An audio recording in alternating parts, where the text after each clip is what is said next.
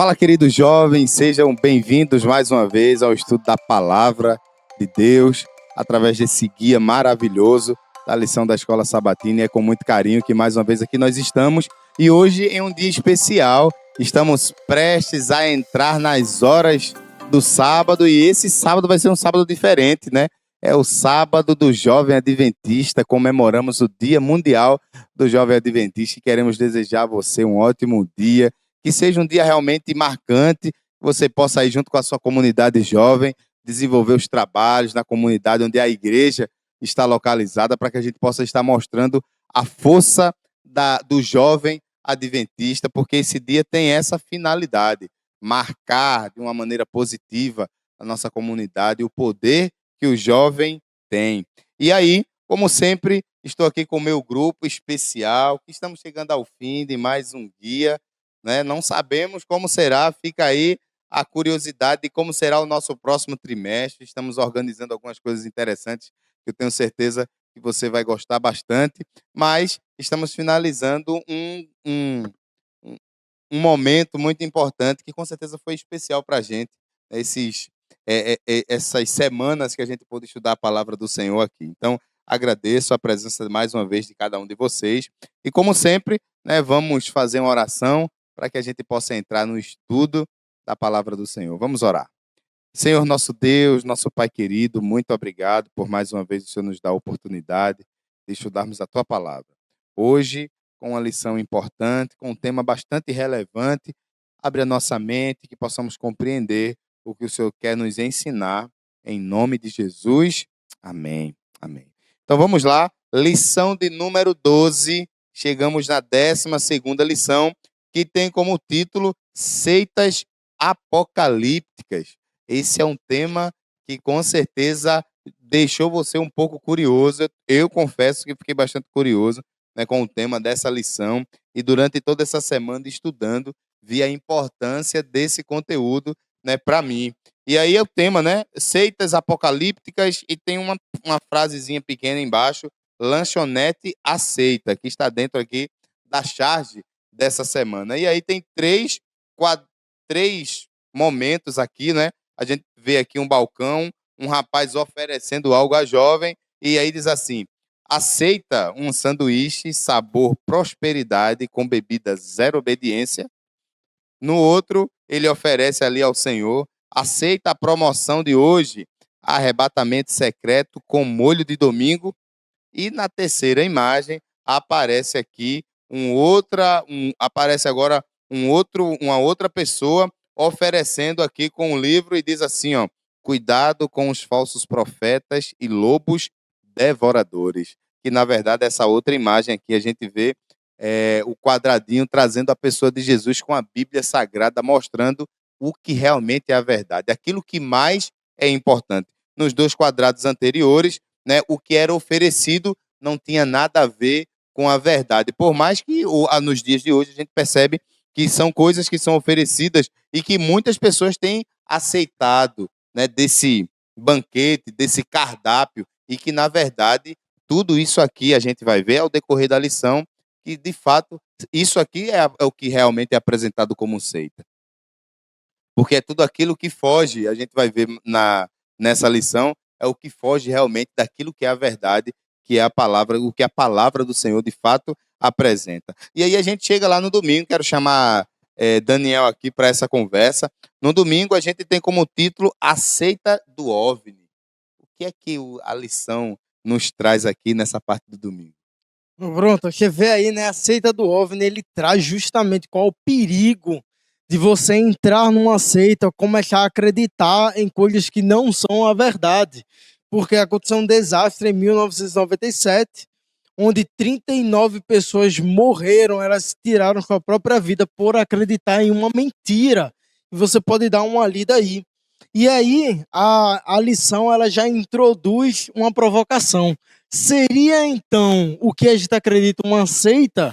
Ele inicia aqui falando que o cristianismo era considerado como seita, né?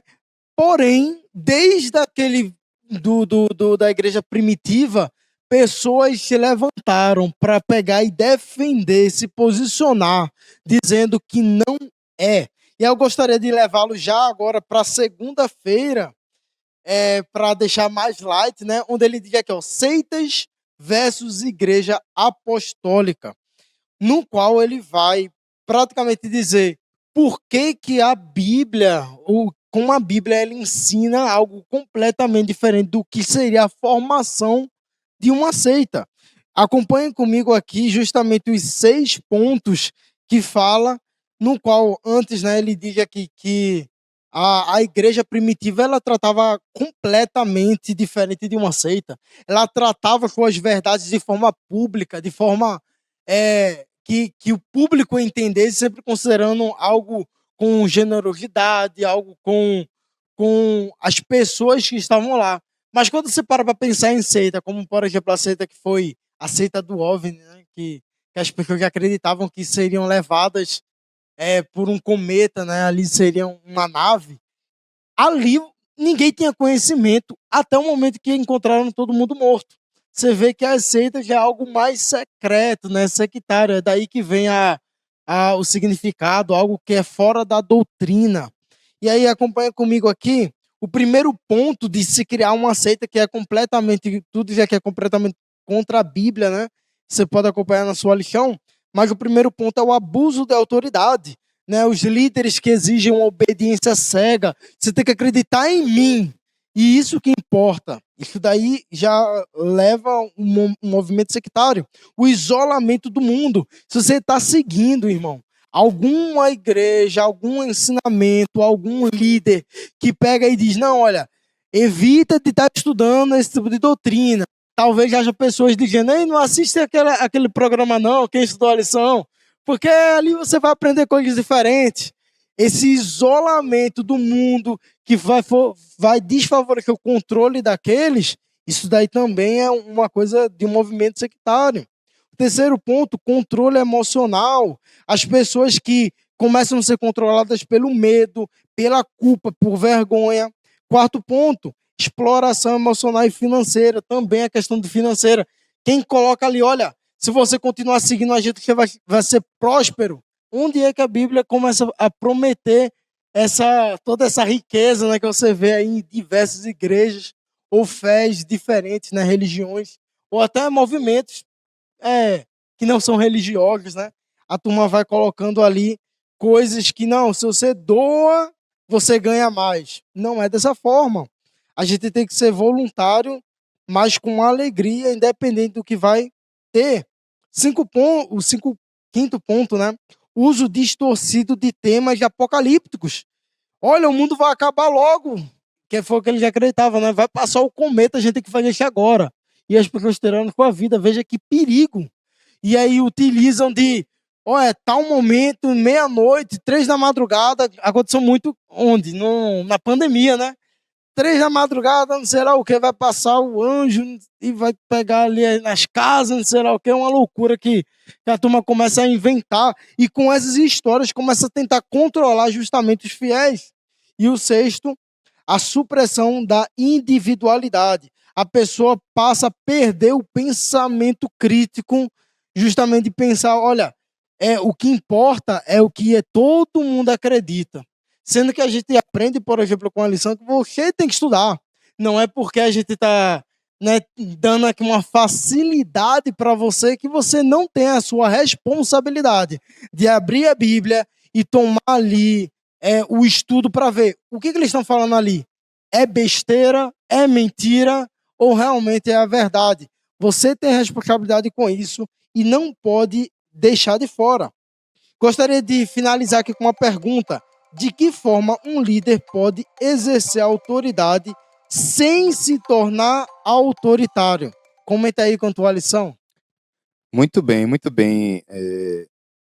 Daniel. E aí, lá na terça-feira, é uma pergunta, né? Afinal, somos uma seita? Eu vou chamar Danilo para conversar um pouquinho com a gente sobre isso. E é algo que muitas vezes a gente acaba escutando, né? Eu mesmo já escutei várias vezes isso. Né? Será que a igreja adventista somos uma seita? Está se referindo à nossa igreja, né? Será que, rapaz, sai dessa igreja, que essa igreja é uma seita? Eu já escutei isso. Né? Amigos meus já falaram isso. E aí, só que para muitos esse assunto de seita fica assim num mundo que nem eles, alguns, né, nem eles mesmos sabem por que que diz que a gente é uma seita e tal. E aí alguns que ainda tinham uma noção da ideia de seita, como o Daniel apresentou aqui, aí começavam a dizer, não, mas é que as doutrinas não tem nada a ver com a Bíblia e tal, e que na verdade não é bem assim, né? Não vou entrar no assunto, mas aí eu queria escutar de Danilo, né? Afinal, Danilo, nós somos uma seita ou não? Ótima pergunta, né? Tem uma brincadeira nesse ponto aí, mas a lição ela comenta dois pontos ali que o pessoal comenta bastante dizendo por que a gente seria, né, a igreja adventista seria um movimento sectário. O primeiro ponto é justamente a ideia de que o pessoal acredita que a gente coloca Ellen White em pé de igualdade com a Bíblia, né? E aí ele diz aqui, ó, vocês colocam os escritos de Ellen White no mesmo nível da Bíblia. Sendo que Ellen White mesmo declarou, né, que ela fala o seguinte, a nossa regra de fé é a Bíblia e a Bíblia somente. Né? E a gente sabe ali um texto bem conhecido dela, dizendo que ela, na verdade, é uma luz menor para uma luz maior que é a Bíblia. Ou seja, o espírito de profecia, né, que é manifestado em Ellen White, nada mais é, de acordo ali com Apocalipse 19:10, um movimento que vai apontar para as Escrituras, vai apontar para o testemunho de Jesus, vai apontar para Cristo. E a Bíblia, o personagem central da Bíblia é Jesus.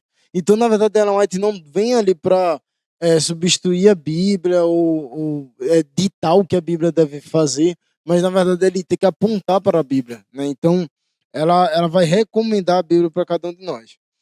Então, isso daí não é cabível, né? Inclusive, vale aqui o meu testemunho pessoal, durante toda a minha...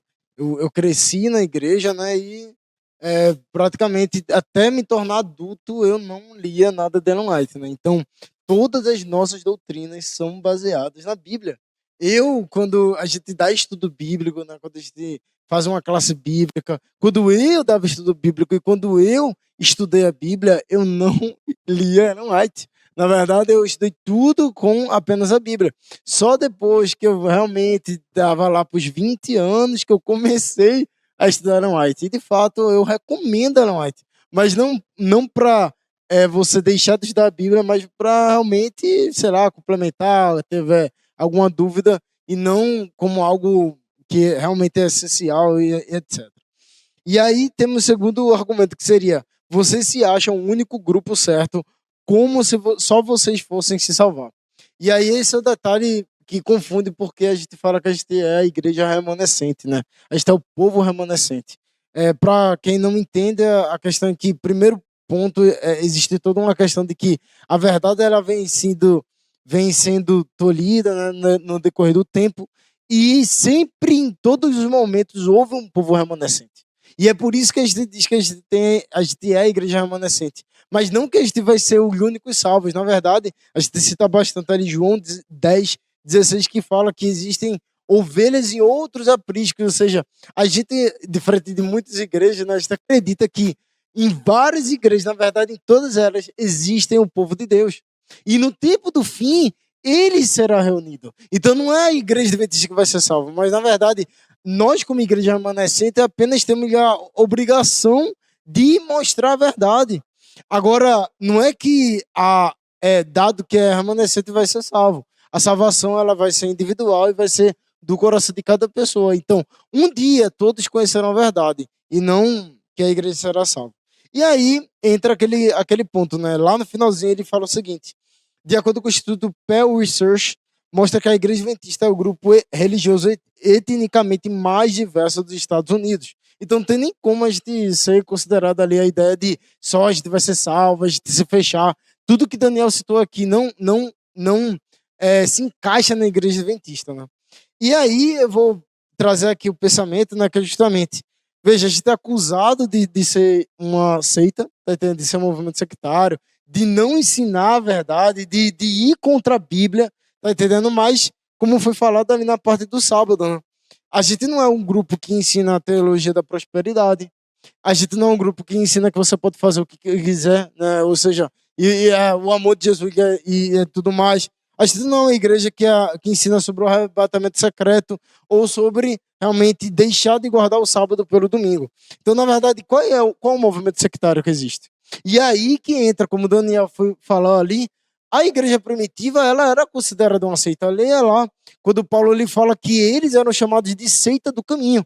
Então veja, a igreja adventista também é chamada de movimento sectário, mas a igreja primitiva foi. Rapaz, se for para ser chamado de seita, mas para realmente seguir a verdade, eu não me importo ser chamado de seita. Isso, muito bem. E aí é um ponto importantíssimo, né, que a gente precisa entender, é que nesse movimento aí, nessa salada de fruta de religiões e mais religiões que existem por aí, né, cada uma aponta o dedo para a outra, chamando de seita, né? E existe um grupo que não está nesse movimento e que fica só acompanhando essa discussão, esse passar de bola, não, você é seita, não, aceita é você. E aí oriento a melhor forma de descobrir, afinal, quem realmente é seita nesse grupo todo, né? É estudando a palavra de Deus.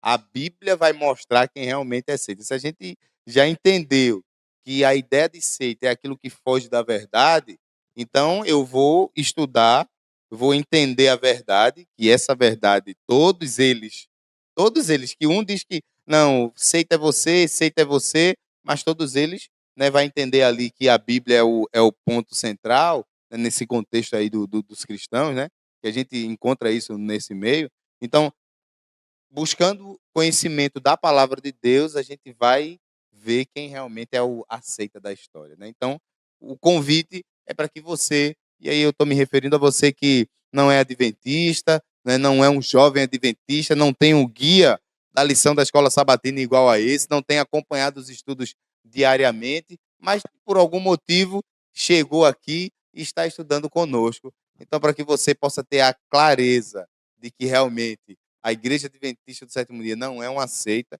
ou para que você possa ter realmente a clareza de quem realmente não é seita. Estuda a palavra de Deus, estuda a Bíblia Sagrada, e você vai ser orientado a isso, né? A Bíblia vai te mostrar quem é e quem não é uma seita. E aí, mais uma vez, eu chamo Daniel, né, para a nossa discussão. Na quarta-feira, a gente sempre tem aquele momento, um momento mais reflexivo, que a gente chama aqui, do momento hipertexto. E a gente tem uma palavra, discernimento. Essa palavra, ela é importante para a gente, sim ou não? É exatamente o que vocês comentaram tudo, é falta de discernimento. E é justamente o que a lição ela chama eu e você para ter discernimento por meio da palavra. Eles bem comentaram aqui, né? Danilo comentou em relação a desde lá a igreja primitiva era chamada de seita, no caso a um caminho diferente, que tinha uma doutrina diferente, ou que pregaria uma heresia, e chamam também a igreja adventista de seita, mas eu quero que você busque o discernimento. As doutrinas na qual a igreja adventista prega, elas são bíblicas ou não? Porque, pelo que a gente entende, são claramente bíblicas. Doutrinas como o estado inconsciente na morte, você morre ali e não vai para algum lugar, ou tem consciência. Como o Danilo mesmo tinha comentado, a questão do arrebatamento secreto não é bíblico, mas a vinda gloriosa de Deus, né, de forma visível ali, é bíblico. A observância do sábado, onde é que tem um domingo? E como é que isso aí pode ser bíblico? Ou o juízo pré-advento, as pessoas serão julgadas antes e depois. Pare para estudar isso daí. Não somente isso, mas a lição ela traz aqui 3 perigos, né, que você pode acabar tendo ali na sua vida religiosa. Perigo de seguir uma única pessoa, perigo do abuso de autoridade, que a gente já comentou, e a importância da humildade na liderança. Quero que você agora pare para refletir e comente com os outros essa seguinte pergunta: que tipo de crítica ou acusação você já ouviu contra a igreja adventista que a gente comentou, fora essas daqui, e como é que você reagiu, né, sobre essas críticas? Qual foi a tua resposta? Comenta aí com a sala. Geralmente essas perguntas, né, Daniel, ela é desenvolvida para ser discutida em classe. Mas aí, pensando na ideia de que tem pessoas que estão nos acompanhando que não é adventista, que amanhã não estará em uma classe, então a gente pede encarecidamente que você deixe seu comentário aí, né, comente, né, deixe, com certeza, talvez, em algum momento você já escutou alguma coisa relacionada né, é relacionada à igreja adventista como seita. Então, se você já escutou alguma coisa desse tipo, deixa aí nos comentários que a gente também quer saber, né, quer escutar aí quais as suas experiências nesse sentido. E agora eu quero chamar a Tamires, né? Tamires passou esse tempo todinha caladinha, né? Quero chamar a Tamires também para discussão. Aí a gente chega lá na quinta-feira, estamos se caminhando aqui para o final do nosso estudo. A quinta-feira, o título da quinta-feira, acusado de criar uma seita, né? Primeiro a gente viu, afinal, nós somos ou não uma seita, e agora a gente chega com um tema que também vai nos trazer uma reflexão importante. Eu queria escutar da Tamires aí, quais o que ela pontuou aí nesse estudo da quinta-feira. Muito bem, então a gente consegue observar, né, a princípio aqui, que os melhores mestres já foram aí citados, né, como uma seita. E de fato, Jesus também foi acusado, né, nesse sentido de ele é de fato, o nosso maior exemplo em todas as situações. E ele foi acusado injustamente, né? Os líderes ali daquela época o julgavam, o criticavam, né, de fazer coisa errada, de ir contra o que era pregado ali naquele tempo, né? Exatamente. Então, assim, Jesus sofreu esse tipo de acusação, né? E foi acusado também até de ir contra o próprio governo, né? Fazendo as coisas de forma escondida. Mas, em outras palavras, né, Jesus foi acusado em liderar uma seita secreta com intenções revolucionárias, né? Quando a gente olha também para os apóstolos, eles também sofreram acusações semelhantes, né?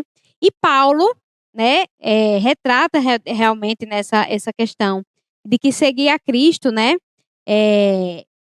não é de fato assim, a gente não vai seguir pela opinião pública, porque na grande maioria dos casos, né, as pessoas que têm ali a verdade, em grande parte, elas vão sofrer, né, algum tipo de perseguição, algum tipo de acusação, assim como aconteceu com Jesus, assim como aconteceu com os apóstolos, os discípulos.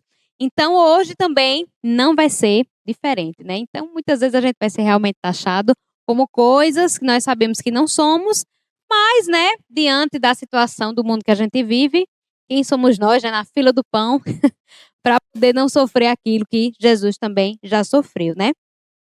E aqui ainda diz, né, mas quem segue a Cristo não pode ser guiado pela opinião pública. Ainda hoje, os que guardam os mandamentos de Deus e a fé em Jesus podem ser alvo de mentiras e de rótulos ofensivos. Mas a gente sempre tem que pensar, né, que falar a verdade com amor vai ser sempre o nosso modelo, porque é o modelo de Cristo, é aquilo que ele deixou para cada um de nós. Então, que possamos, né, seguir aí esse mesmo princípio. E aí a gente conclui a nossa lição. Quero chamar Danilo para fazer esse arremate final, né? Sexta-feira, sociedades secretas é o que apresenta aqui. Então, Danilo, você tem o momento aí de fazer as considerações finais acerca desse assunto. Bem, aqui, né, comentado, é evidenciado, achei bem interessante, né, como eles evidenciaram um ponto sensível, assim, sensível para pessoas que são fora da igreja, quando olham a igreja. Para a gente é uma coisa que não nem é cabível, na verdade. Porém, o que acontece é que a igreja adventista foi taxada como seita durante um tempo justamente porque estavam associando a igreja adventista com a maçonaria, né? Que é uma sociedade discreta. E aí poderiam até, né, pensar algo maior, né? Até porque a gente é uma instituição, cresce pelo mundo, se espalha, e você fica pensando, meu Deus, parece bastante, né? A maçonaria também, né? Pelo mundo se espalha. E aí o que acontece é que você poderia pensar, aí confunde muito, porque teve isso é engraçado, teve o túmulo da Ellen White, que é em formato de obelisco, e aí o pessoal, oh meu Deus, o túmulo da Ellen White em forma de obelisco, obelisco de maçonaria, e aí acabou que o pessoal, será que a Ellen White é maçom? E aí você vê, justamente aqui, quando Ellen White escreveu a carta para o irmão Nathaniel, que ele era maçom, né, ele tinha uma loja maçônica, e ela repreende o irmão Nathaniel, ele mostrando ali que não deveria, né, ser maçom. E aí eu vou deixar aqui que Tamires possa ler a partezinha aqui no final que vai arrematar justamente com a nossa opinião como adventistas e como cristãos, né? Aí fica aí. Se você for de outra igreja como cristão, o que um cristão deve fazer, dado em frente a realmente sociedades discretas e secretas? Diz o seguinte, né? Ellen White, na página 430, o livro Evangelismo. Aqueles que estão sobre a ensanguentada bandeira do príncipe Emanuel não podem se unir aos maçons ou a qualquer organização secreta.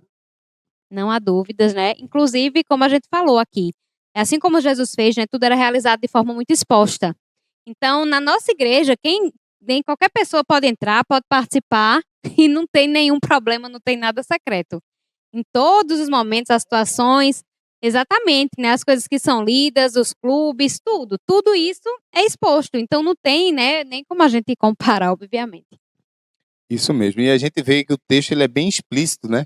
Não tem nenhum arrudeio, é bem direto, dizendo que esse tipo de movimento nós não podemos participar de forma nenhuma, porque isso não é de Deus, não é a vontade do Senhor. Loucura imaginar que eu já vi na internet a turma pregando, dizendo que quando fecha as portas da igreja adventista é outra coisa. Eles pregam ali Ellen White de, ó, abra aqui, vamos abrir escritos secretos. E como gente, não acontece isso aí não, na igreja não. Visite a nossa igreja que você vai ver que não tem nada disso daí. Muito bem, muito bem. Chegamos ao final de mais uma lição. No instante passa, o tempo voa quando estamos aqui, mas louvado seja Deus, porque você também tem nos acompanhado. Então, nos siga, deixe seu comentário, curta, compartilhe com seus amigos. Próxima semana a gente se encaminha para a última lição desse trimestre. Então, se você esteve conosco até aqui, esse não é o momento de nos largar. Então, continue aí conosco, compartilhe com seus amigos para que outras pessoas possam aí estar nos acompanhando. E que Deus te abençoe. Esperamos você na próxima semana, em nome de Jesus. Por fim, quero pedir para que a Tamires possa fazer uma oração encerrando esse momento especial. Oremos. Pai querido e amado, nós te agradecemos, Senhor, pela tua palavra, pelas verdades que temos aprendido, né, cada vez mais durante esse trimestre.